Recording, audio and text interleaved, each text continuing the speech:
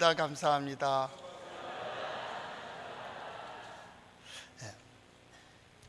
그 로멜이라고 하는 사람이 쓴 책에 보면 이런 내용이 나온다. 그 로멜이라고 하는 사람에게 여러 자녀들이 있었습니다. 근데 그 자녀 중에 한 아들이 인생에 아주 큰 문제를 만나가지고 고민하고 괴로워하는 그러한 모습이 나옵니다. 아버지는 어떻게 위로해야 될까 혹은 격려해야 될까 그것을 궁리하지만 도저히 길이 없습니다. 이 아들은 또 아버지에게 얘기를 하지 않고 혼자 고민을 하죠. 아버지가 염려할까 봐 그런 것인지도 모릅니다. 그날 밤 아버지는 또 그 아들의 방에 들어갑니다. 들어가서 그 아들을 가만히 자는 아들을 보는데 도저히 어떻게 뭐라고 얘기해 줄 수가 없었습니다. 그러다가 아들 옆에 누웠습니다. 그 자녀 옆에 누워서 천장만 뜬 눈으로 바라보며 밤을 지새게 됩니다. 그리고 아침 일찍 아들이 미안해할까 봐 나옵니다. 그리고 그 다음날 또 돌아온 아들이 고민하는 모습 얼굴을 보며 뭐라 말할 수 없었습니다. 그래서 또 다시 저녁에 늦게 들어가서 아들의 모습을 보고 그 옆에 누웠다가 그 새벽이면 나오기를 계속하였습니다. 밤마다 아버지가 들어와 옆에 눕는 그것을 느끼고 있는 이 자녀는 그렇게 어느 시간이 지난 후에 스스로 깨닫게 되었습니다. 나는 혼자가 아니다.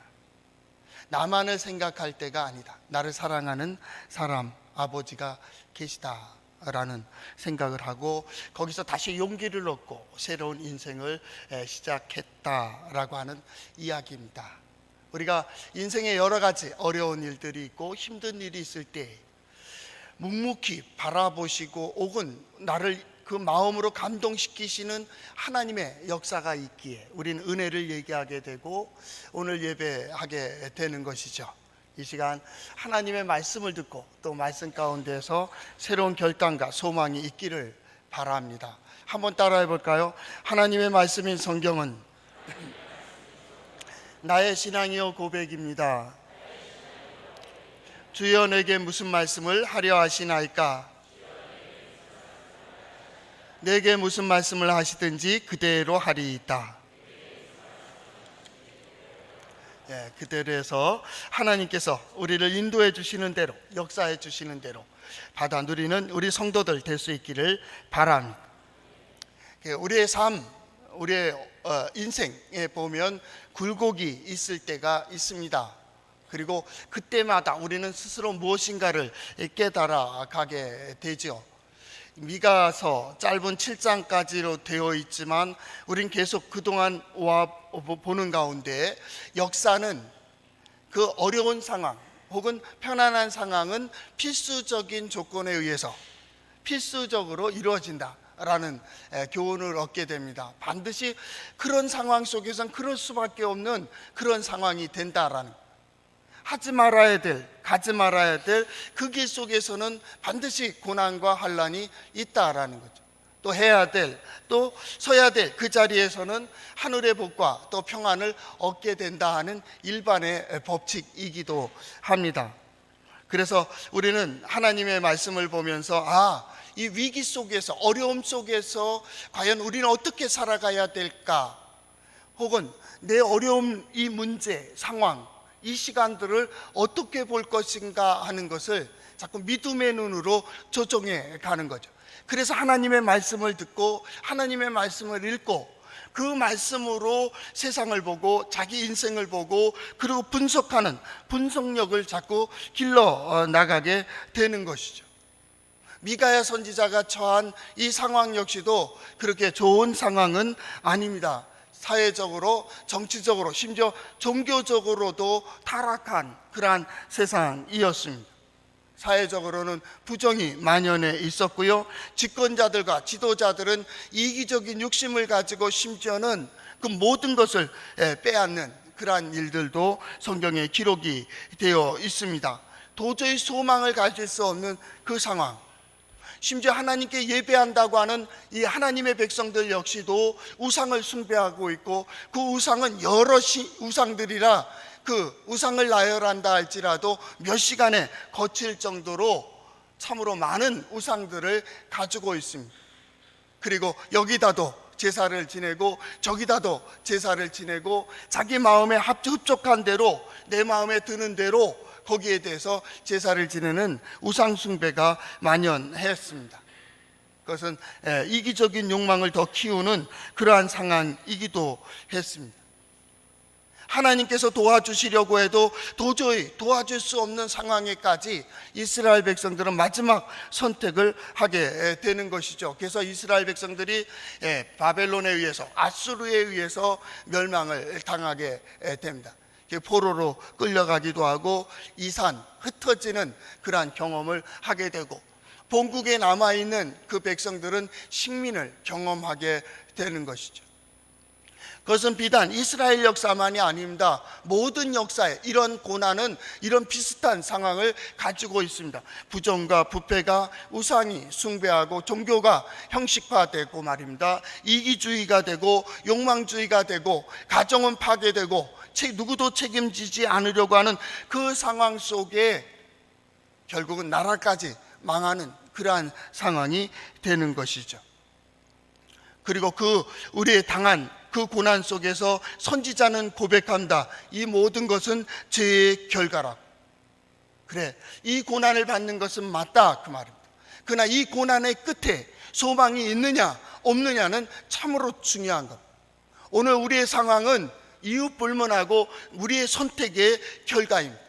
우리의 가정의 모습, 사회의 모습, 내 인생의 모습은 내가 걸어온 결과의 마지막 결실이기도 합니다. 어떤 사람은 보람이 있고 어떤 사람은 이것 때문에 힘들어 할 수도 있는 것이죠. 그러나 이것은 결과가 있을 수밖에 없죠. 그러나 더 중요한 것은 믿음의 사람들은 이것이 끝이 아니라고, 그리고 하늘을 바라보는 사람들입니다. 그래서 이 일 끝에 과연 하나님께서 나를 붙들어 주실 수 있을까? 아니, 이 일로 인해서 나를 완전히 버리시는 것은 아닐까 하는 어떤 의문을 갖게 되죠. 그러나 선지자는 오직 나는 하나님을 향해 서겠다. 요나 같은 경우는 비록 주의 전에서 쫓겨났다 할지라도 나는 다시 하나님을 향해 서고 주의 전을 향해서 서겠습니다 라고 하는 그 속에서부터의 신앙이 다시 불일 듯 일어나는 것을 볼 수가 있습니다.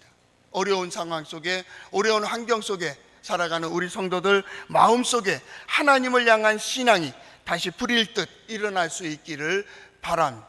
하나님께서 함께 해주시는 은혜, 하나님께서 인도해 주시는 길, 그리고 하나님께서 깨닫게 해주시는 말씀이 들려질 때 소망이 있다, 그 말. 들려지지 않으면 소망이 없습니다. 보여지지 않으면 낙심하고 절망할 수밖에 없습니다. 사람이 망할 때 먼저 눈이 가려워지고 기가 막힌다고 합니다.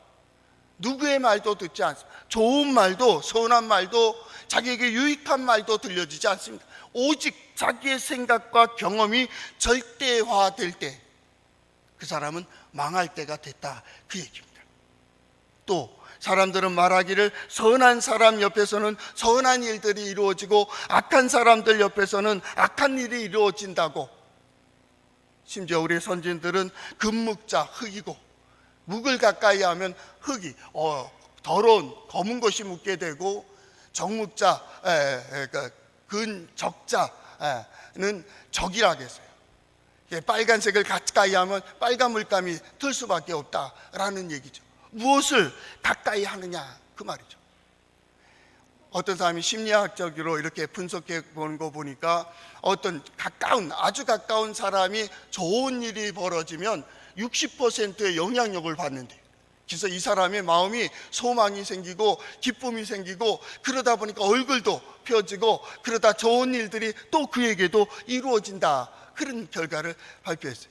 근데 좀 더 멀리 있는 사람에게는 40%, 좀 더 멀리 있는 사람이 좋은 일이 있을 때는 30%, 먼 사람일수록 내 감동이 적지만 그래도 좋은 사람들 옆에 있으면 좋은 영향을 받는다, 그 말이에요. 우리는 가장 선하신 분, 하나님과 가까이 있는 사람들입니다. 우리 성도들의 마음이 늘 하나님으로부터 위로를 받고 하나님으로부터 소망을 얻는 그런 삶이 되었으면 좋겠습니다. 비록 힘든 일이 있고 비록 어려운 일이 있다 할지라도 그때도 하나님께서 함께해 주시는 역사를 보며 나는 하나님을 의지하며 살겠다. 나는 하나님을 바라보며 살겠다. 하나님께서 역사하시는 날, 하나님께서 나를 세워주시는 날, 그때를 바라보며 살아가는 우리 성도들, 그 마음속에 소망이 넘칠 수 있기를 바랍니다. 그는 그 소망을 가지고 오늘의 기도를 드리고 있는 겁니다. 오늘 성경 말씀 14절 말씀해 보니까 원하건대 주는 주의 지팡이로 주의 백성 곧 갈매 속 살림에 홀로 거주하는 주의 기업의 양떼를 먹이시되 라는 표현으로 되어 있습니다. 누가요? 주님 하나님, 하나님의 지팡이로 하나님의 백성을 다스려 달라는 것. 하나님의 지팡이로 주의 기업이 된 백성들을 인도해 달라고. 하나님의 사람들이고 이 시대의 남은 자들, 그들이 주의 백성입니다. 우리는 하나님의 은혜를 구하고 있습니다. 그 은혜를 누가 받나요? 하나님의 영역, 하나님이 원하시는 자리, 하나님께서 원하시는 일, 하나님께서 원하시는 방향, 그 길 속에서 하나님의 은혜를 받게 된다라는, 하나님이 정해 주신 영역이 있습니다. 그 영역 밖에서는 될 수가 없습니다. 우리는 선지서를 계속 보면서 한 가지 느끼는 겁니다. 하나님께서 도와주셔도 안 되는 상황이 있다고. 하나님이 능력 없는 거예요? 아니요. 하나님의 은혜를 받을 수 없는 그 상황, 거길 도와주면 하나님이 아니죠. 하나님께서 정하셨는데요.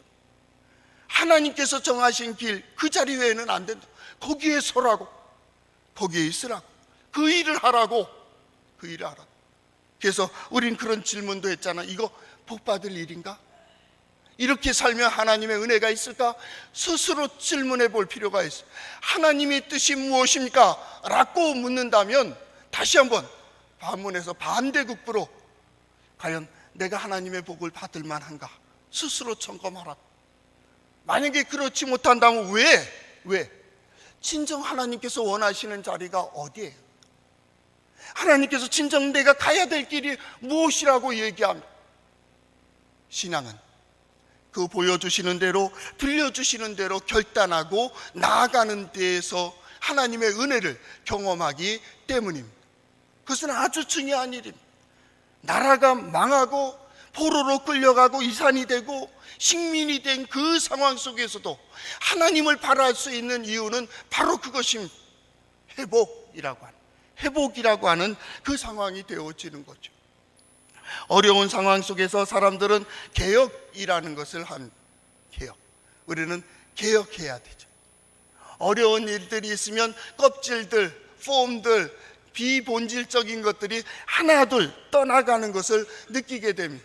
중요하지 않은 것부터 버리기 시작하는 거예요. 그래서 뭐라 그래요? 구조조정을 하는 거죠. 구조조정. 이건 아니었다. 오히려 환난 속에 남은 자들은 구조조정을 했다고. 우상을 숭배하던 이들이 우상을 의지하지 않아. 세상을 의지하던 사람들이 세상에 대한 의지가 아닌 하나님을 향한 신앙을 고백하기 시작했어요. 이전엔 하나님의 생각을, 하나님의 뜻을 구하지 않던 이들이 하나님의 뜻을 구하게 되었다, 그 말이에요. 어려운 순간에 말입니다. 포로된 순간에 감옥에 들어가서 저 깊은 수렁에서 하나님의 뜻을 생각하게 되었다라고 하는, 그것은 바로 그 속에 있는 본질, 신앙이 다시 뿌릴 듯 일어나는 거죠. 그래서 회복, 그것은 구조조정으로부터 시작돼요. 신앙도 마찬가지입니다. 신앙의 구조조정이 되는 거예요. 사람은요, 어려우면요 점점 깊이 들어가요.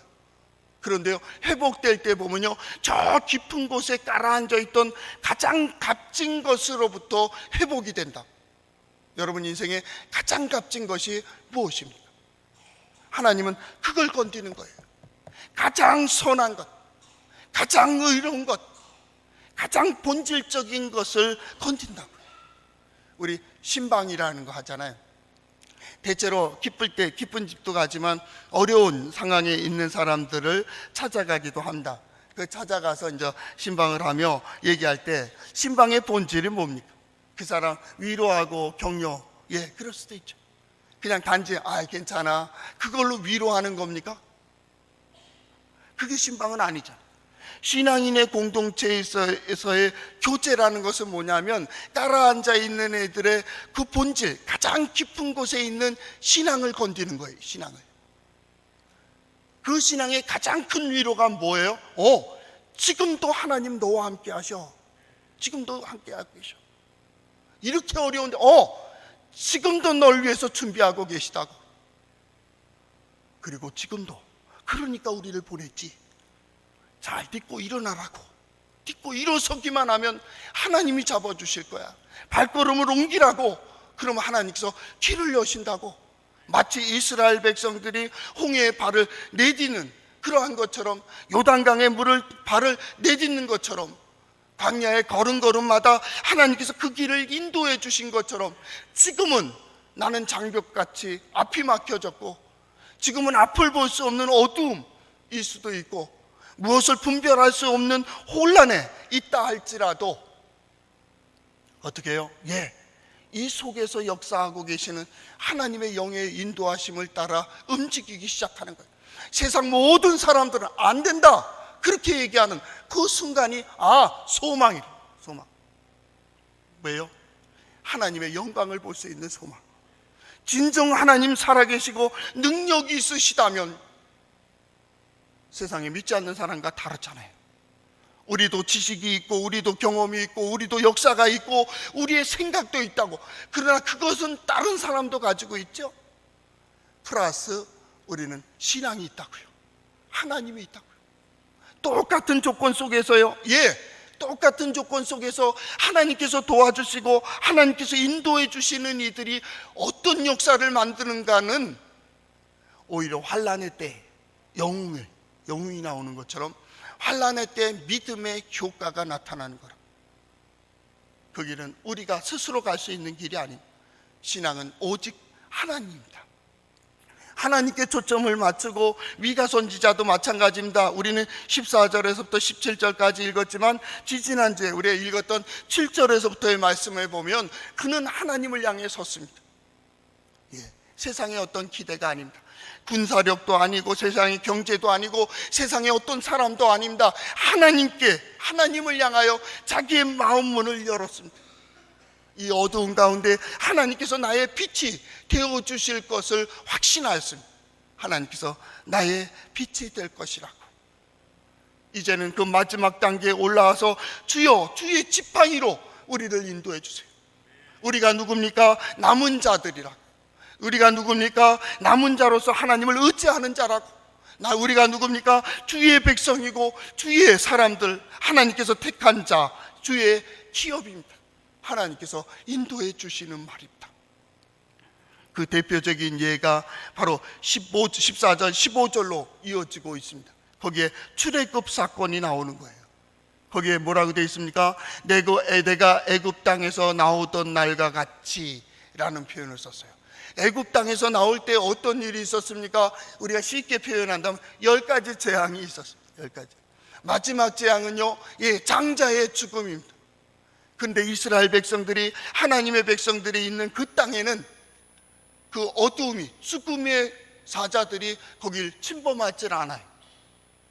그들은 그 모든 재앙 가운데 구원을 받고 애굽을 나오게 되는 거죠. 오히려 세상의 환난과 어려움이 믿음의 사람들에겐 더욱 정결케 되고 순수해지고 오직 하나님만을 의지하는 기회가 되었다고. 우리는 지금 그 훈련을 해야 될 때입니다. 어려운 상황이 보일 때 하나님, 이 상황 속에서 하나님의 역사를 볼 수 있게 해주세요. 주의 지팡이로 주의 백성을 인도해 주세요. 어려운 문제가 있을 때 하나님, 이 문제 속에 하나님의 지혜를 볼 수 있게 해주세요. 하나님께서 열어주시고 인도해 주시는 것을 볼 수 있기를 말입니다. 그리고 하나님, 이 어려운 환경 속에서 하나님의 영광을 드러낼 수 있게 해주세요. 영광이 뭐라고요? 하나님께서 함께 해주시는 증거를 얻을 수 있기를. 지금은 길이 그거밖에 없습니다. 전도도 그렇습니다. 봉사도 그렇습니다. 사람들에게 나타내고 증거하고 변론하는데도 마찬가지입니다. 필요 없습니다. 보이세요. 보이세요. 선지자들의 표가 그겁니다. 보여줘. 말이 아니요. 말이 아니요. 이제는 보여줘야 될 때가 왔어요. 하나님께서 어떻게 역사하시는지, 어떻게 인도해 주시는지, 어떠한 능력이 있으신지를 우리가 우리의 삶을 통하여, 그래서 고백하는 거잖아요. 내가 우리 남편을 통하여 하나님의 영광을 볼 수 있게 해주세요. 우리 아내를 통하여 하나님의 능력을 볼 수 있게 해주세요. 우리의 자녀들을 통하여 하나님의 은혜가 돌보시고 인도해 주심이 뭔지를 볼 수 있게 해달라고 간절한 소망 말입니다. 이것은 우리 선진들이 고백했던 것이고 우리에게 물려준 것이고, 그것은 우리가 보여주어야 될 아주 중요한 신앙 고백이기도 합니다. 그래서 이 시간이 지난 후에 그날에는 하나님께서 우리를 이렇게 인도해 주셨고, 이렇게 세워주셨고, 이렇게 회복시켜 주었다는 고백을 하는 말입니다. 그날이 언제인지는 모르죠. 내일이 될지 1년이 될지. 한 가지 중요한 것은 이 사건이, 이 문제가, 이 시간이 지난 이후라고 하는 것입니다. 우리는 2016년 마지막 날 우리는 이 고백을 하게 될 것입니다. 그 시간마다 함께해 주셨던 하나님의 역사를 우리는 고백하게 될 것입니다. 그러므로 매 순간 하나님이여 주의 지팡이로 주의 백성을 인도하여 주세요. 시편 23편 4절 말씀처럼 여호와께서 지팡이와 막대기로 인도하시는 듯. 지팡이가 뭡니까? 보호하는 것이 됩니다. 우리 그냥 어른들 혹은 어디 다친 분들이 짓는 지팡이, 그 지팡이가 목자의 지팡이. 성경의 많은 부분에 하나님과 백성들을 목자와 양으로 비유했어요. 양은 우리가 다 알듯이 약한 존재입니다. 얼마나 약하냐면 공격할 무기가 없습니다. 이 양은 집에서 이렇게 기르는, 가축하는 그 양을 얘기합니다. 이건 공격할 게 없어요. 지혜도 없어요. 이게 조금 10m, 20m만 가면 자기가 어디서 나왔는지도 몰라요. 길이 없어요. 길을 못 찾아요. 이게 양이에요, 양. 눈이 어두워서 그렇대요.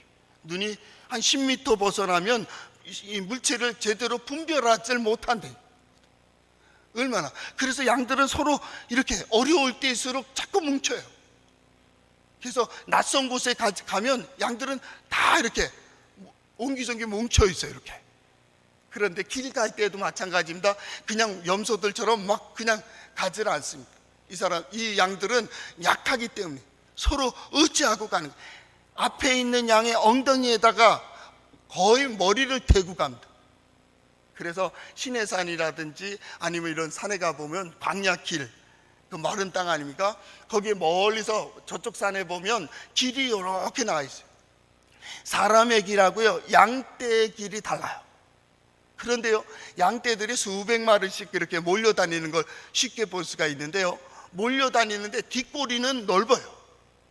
근데 앞에 목자 있는 쪽으로 이렇게 갈수록 점점 좁아지고요, 나중엔 외길이 돼요. 그러니까 아무리 수백 마리가 가더라도 길은 사람이 걸었던 오솔길처럼 길이 나요. 왜요? 그저 딴 걸 의지하지 못해 그냥 앞만 보고 가는 거예요. 그러다가 한 마리가 밖으로 무리해서 이탈하게 되면 어떻게 될까요? 그냥 끝까지 가는 거예요. 끝까지. 그래서 마지막 벼랑에 가서 음매하고 울고 있는 거예요. 우리 전도지에 보면 목자가 이렇게 손을 뻗치는 게 나오죠. 그런 양들이 흔하게 이루어지는, 특별히 사우디아라비아니 이런 광야 쪽으로 가면 그런 양들이 많이 있습니다. 이탈되는. 그러나 이 목자의 지팡이는요, 이 방향을 설정을 해요. 목자의 지팡이는요, 양떼가 어려울 때 그걸 끄집어내요.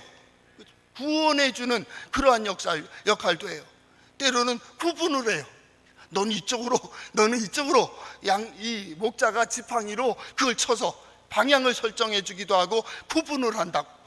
양과 염소를 구분한다라는 복음서에 보면 그런 양 나오는데, 그때에도 구분할 때가 지팡이입니다. 이 지팡이는 모든 것의 상징입니다. 인도하고 보호하는 데에 상징이 되죠. 오늘 성경 말씀에도 그것입니다. 하나님께서 그렇게 인도하셨다. 출애굽할 때 기가 막힌 역사를 통하여 구원해 주셨다고. 심지어 홍해를 가르시고 이스라엘 백성들이 그걸 마른 땅처럼 건넜다. 그러나 열려져 있는 홍해를 갖다가 쳐들어오는 애국 군사들은 오히려 다쳐서 그들은 많은 사람들이 죽었다.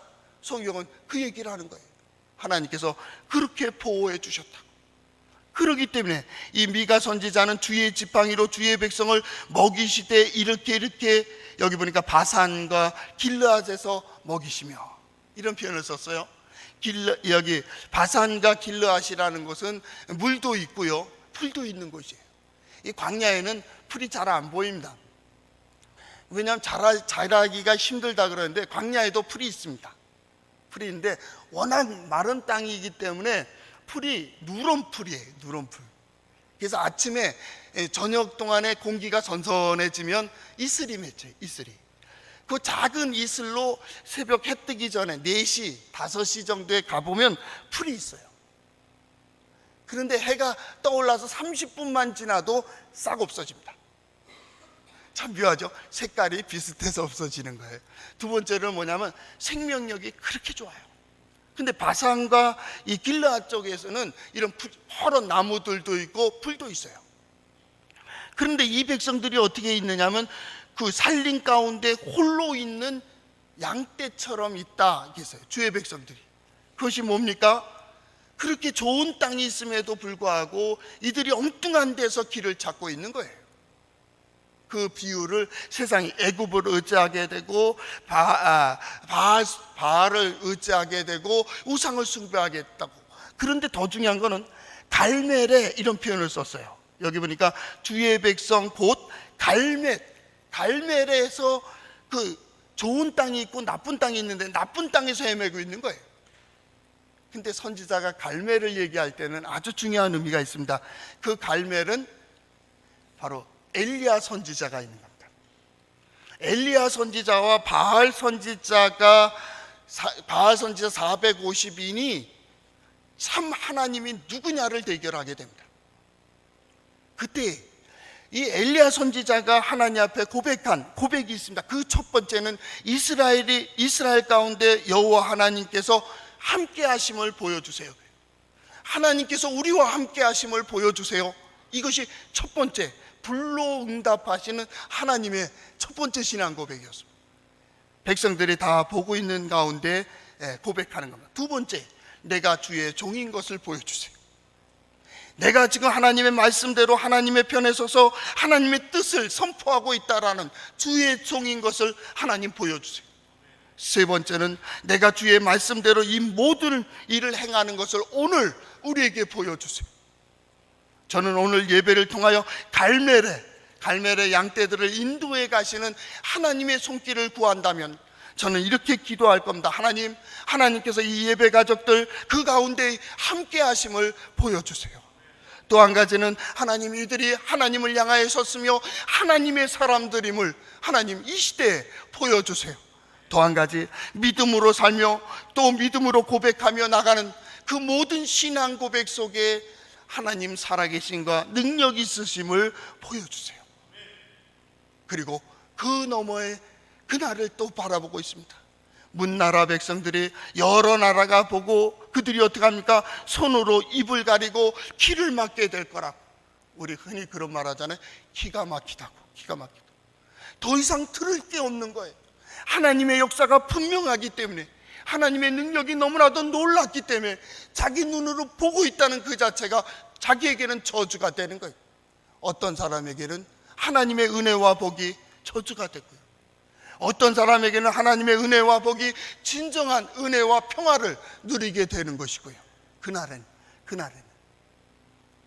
오늘 믿음으로 주의 전에 온 모든 성도 여러분, 우리는 지금 하나님을 향해서 하나님께 예배하고 있습니다. 여기에 중요한 것이 있습니다. 하나님께서는 우리를 인도하여 가고 계시다라는. 그래서 이 한 주간 동안 기도할 때 우리는 엘리야가 갈멜에서 기도했던 것처럼 하나님께서 나와 함께 하심을 볼 수 있게 해주세요. 내가 하나님의 사람과 하나님께서 나를 불러주셨음을 볼 수 있게 해주세요. 그리고 내가 하나님의 말씀대로 하나님의 뜻대로 살려고 이렇게 신앙을 고백하며 살아가고 있음을 하나님 보여주세요. 그래서 우리 성도들의 가정이, 성도들의 삶이, 성도들의 남편과 아내와 자녀들의 되어지는 일들 속에서 하나님의 영광을 보며 주변에 조롱했던 사람들, 또한 의심의 눈으로 바라봤던 이들의 입이 가려지고 눈이 부끄러워지고 귀가 막히는 놀라운 일들이 우리 성도들 가운데 있기를 바랍니다. 기도하겠습니다. 사랑의 주님, 감사합니다. 어렵고 혼란한 이 시대에 하나님을 향해 섰습니다.